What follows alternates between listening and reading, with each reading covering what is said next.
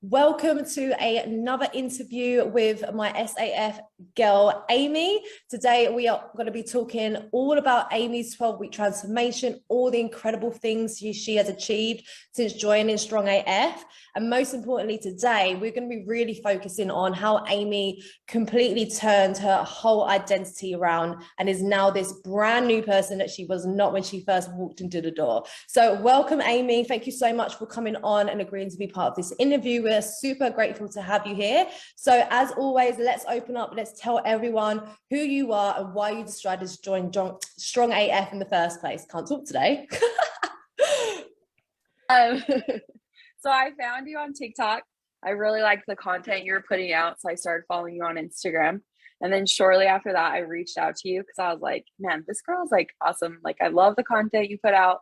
And just the fact that like, it was no BS. Like, literally, it was just like, oh yeah, see this video of like how you can spot reduce? Yeah, that's bullcrap. Like, no, you can't. Like, you just have to be consistent, basically.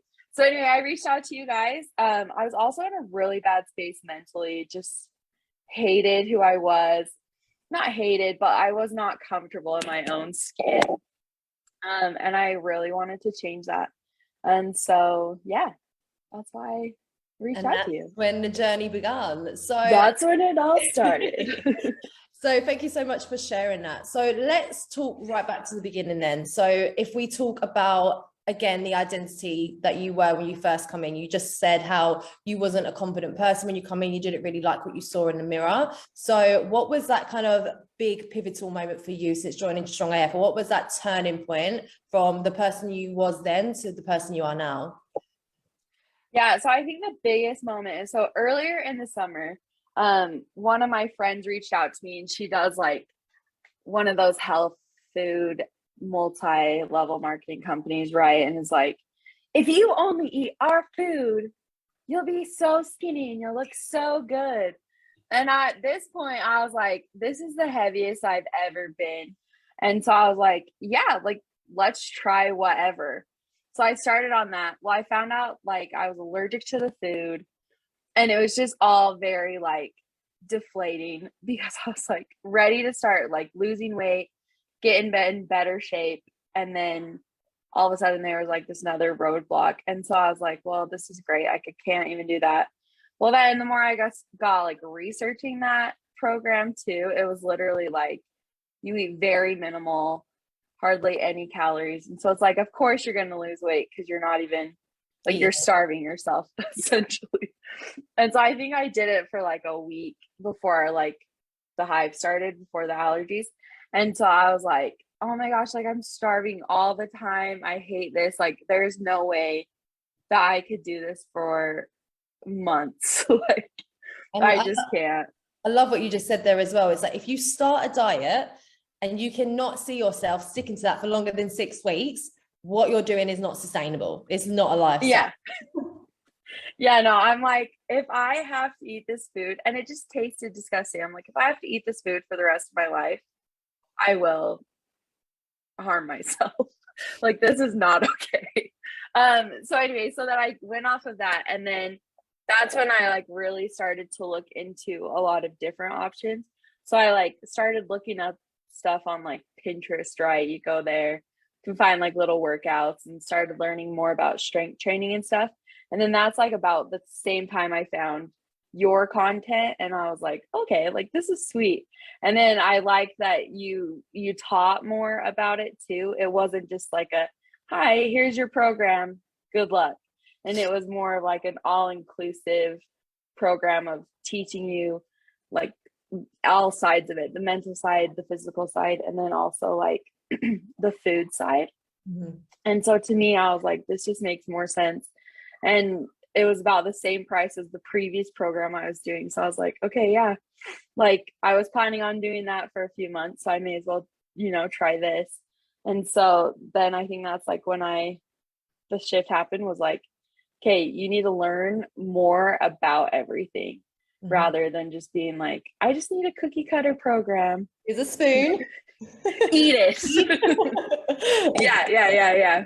Yeah. It was good to have that knowledge and everything. So let's talk about the mindset then, because I think for you that was a big part. And part of that first month of the Strong AF program is all about reaffirming your identity, shifting your mindset from old beliefs to new beliefs, understanding that, you have everything inside you, you have all the potential, you just need to switch it on and you just need to change your beliefs. So talk about that journey. Like, how was that for you, from being, as you said, going from Amy who was so insecure to now being Amy who can conquer anything and is like, loves the person that she sees? Talk about that a little bit more.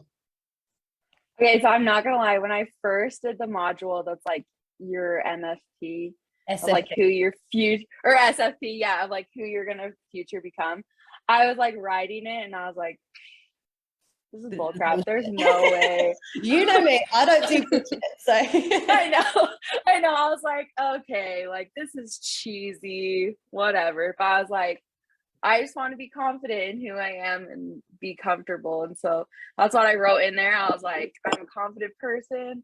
I like going up to talking to people that I see in the grocery store. I don't avoid anybody. Like, because since quarantine and everything, I feel like I've become very introverted.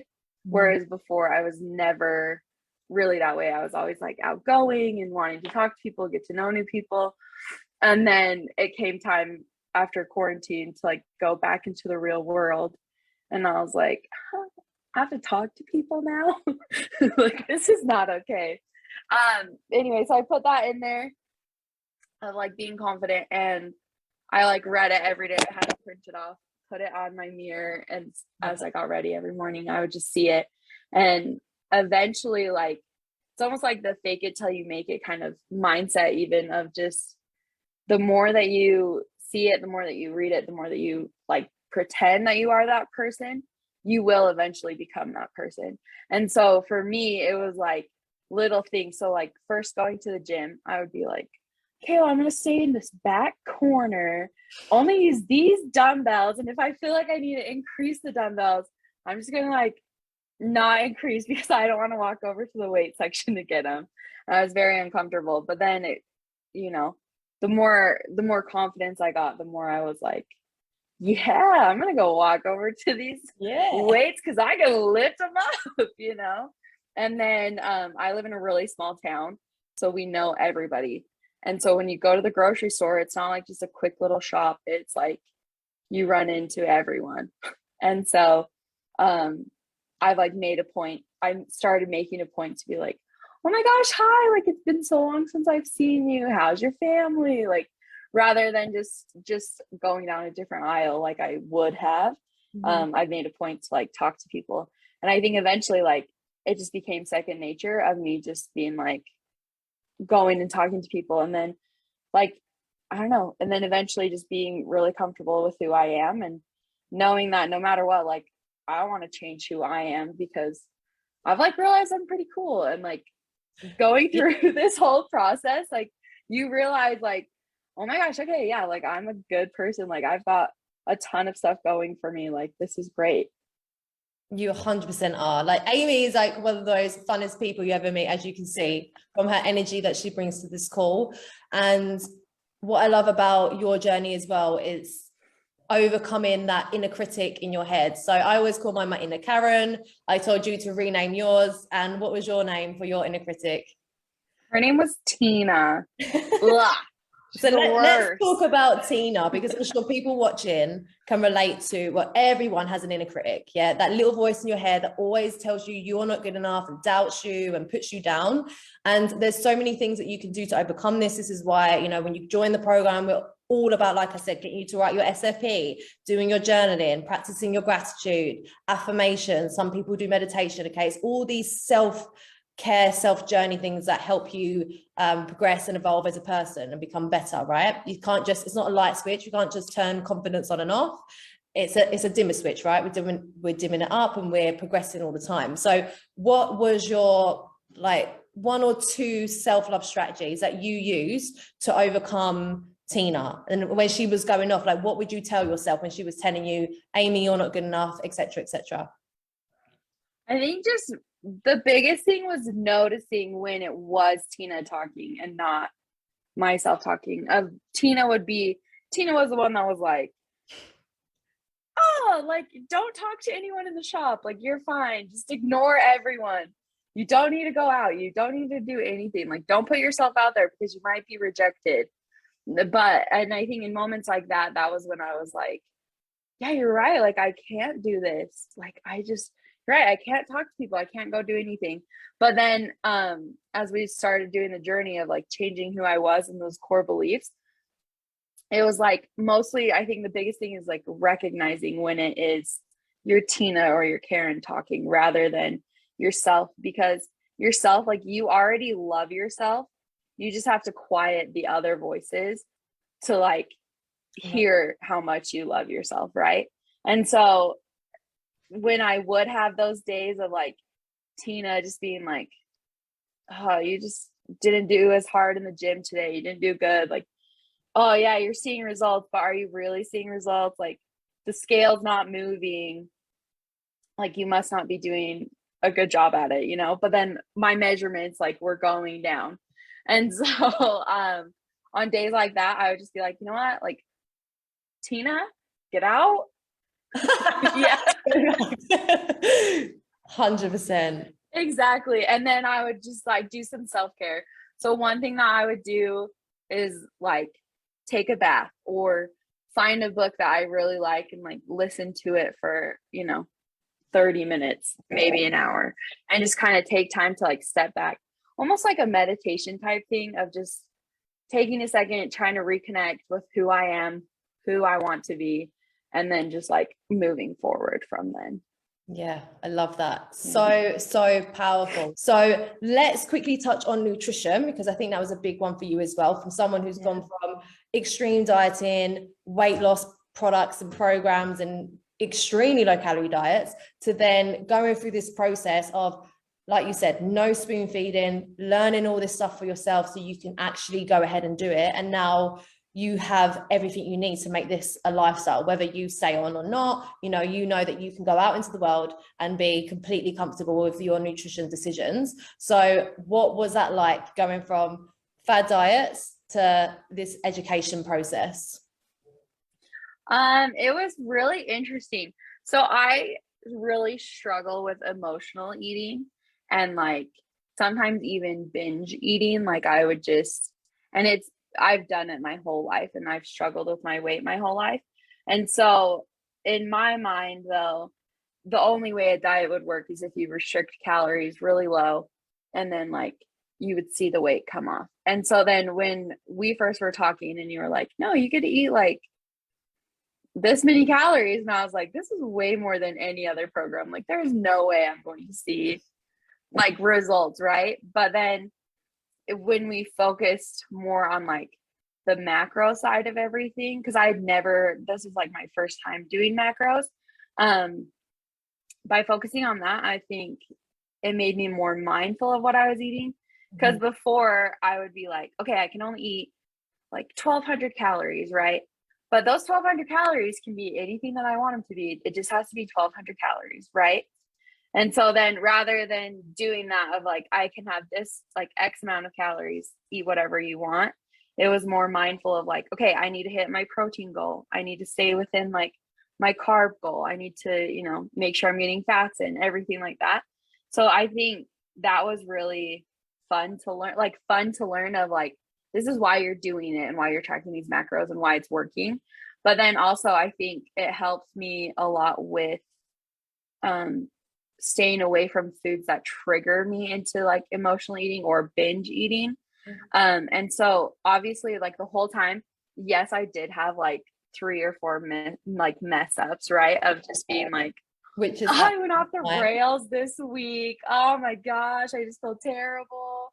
And Em would just be like, okay, yeah, like that happened, right? We accept that. Let's just move past it, right? And so I think getting that mindset of, we're never going to be 100% all the time. And I think the biggest thing that I had to accept is you will mess up during this journey. Like, it's just inevitable. But learning that those mess ups don't make you a failure. It just makes you like, I think it almost makes you stronger because it makes you learn how to like come back from that rather than just what I used to do of just give up. And I just be like, okay, well, binge, like I emotionally ate today. I'm just gonna screw it. Let's just go big or go home, you know? And so I think that was one of the biggest things now is I found like what triggers me into eating, emotional eating, and I can recognize it now, but I still have days where it's hard to avoid that. Does that make sense?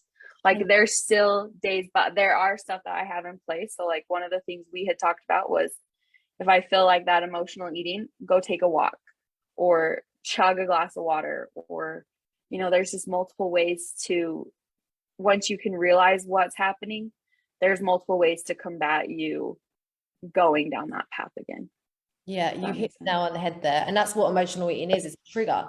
And it's identifying what your triggers are. So what was the trigger that made you want to emotionally eat? And what other triggers can you put in place to stop that from happening? Because you need to address that root cause first.